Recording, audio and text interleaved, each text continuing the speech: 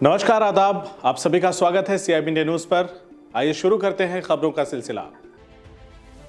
खबर उत्तर प्रदेश के आजमगढ़ जिले से है, जहां पर पहुंचे कैबिनेट मंत्री और निषाद पार्टी के राष्ट्रीय अध्यक्ष संजय निषाद ने कहा कि भारतीय जनता पार्टी की सरकार में सर्व समाज का विकास हो रहा है, जबकि समाजवादी पार्टी में सत्ता में रहने पर सिर्फ और सिर्फ अपने परिवार का ही विकास किया।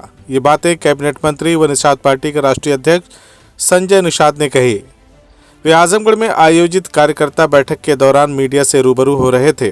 उन्होंने कहा कि मैनपुरी के उपचुनाव का लोकसभा के आम चुनाव पर कोई प्रभाव नहीं पड़ेगा। लोकसभा चुनाव 2024 में प्रदेश की सभी 80 सीटों पर भाजपा अपने सहयोगी दलों के साथ जीत दर्ज करेगी। जिन सीटों पर जीत का अंतर कम था, उस सीट पर पार्टी विशेष रूप से ध्यान दे रही है। संजय निषाद ने कहा कि निषाद समाज को किसी भी सरकार में उसका हक और अधिकार नहीं मिला।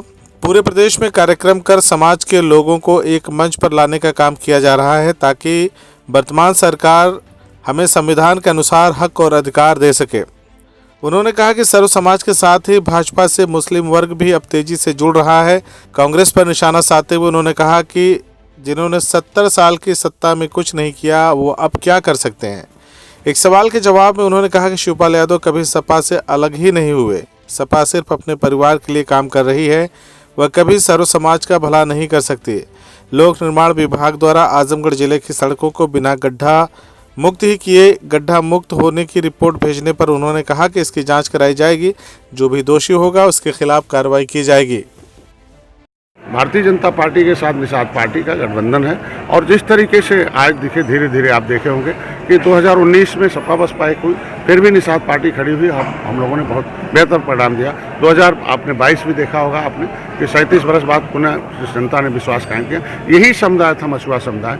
जब कांग्रेस का बटन दबाता था तो कांग्रेस हीरो थी, इन्हें जीरो बनाई। फिर इन्हें जब होश में आए तो कहे भाई ये तो गलत हो गया, साइकिल और हाथी का दबाते रहे 30 साल। लेकिन उन लोगों ने तो इनके अपने लोगों को तो नौकरी दिया और अपने लोगों को, ढेर सारे लोगों को व्यवस्था दिया, लेकिन इनको हमेशा छला गया इनका वोट लेके। अब ये जो है आज के दिन में ये अब जान चुके हैं कि भाई हम वो वोट नहीं है, EVM मशीन नहीं है, E for imply, B for बिला, M फॉर मनी। ये सब व्यवस्था देने का एक गार्जियनशिप है। Politics is the guardianship of the public future and public finance and the development of the nationality. तो ये इनको अब पता चल गया कि मैं इनको एक प्रोग्राम बनाए हैं एजुकेटेड पर्सन, कि पढ़े लिखे लोगों को भी राजनीति पढ़ाया जाए और वोटर के पास जाना है, वोटर को सही बात बताना है, उन्हें होश में लाना और सही जगह वोट डलवाना है। धीरे धीरे इनका 2024 में हम लोग तैयारी कर रहे हैं और बड़े भाई भारतीय जनता पार्टी है, जहाँ जहाँ कैसे भी होगा वो निश्चित रूप से सम्मान।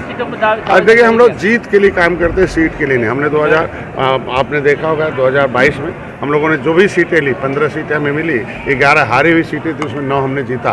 जो 3 हारे हमने, उसमें भी 2300, 2200, 26,000, 10,000, 5,000, ये बहुत कम मार्जिन से हम लोग हारे।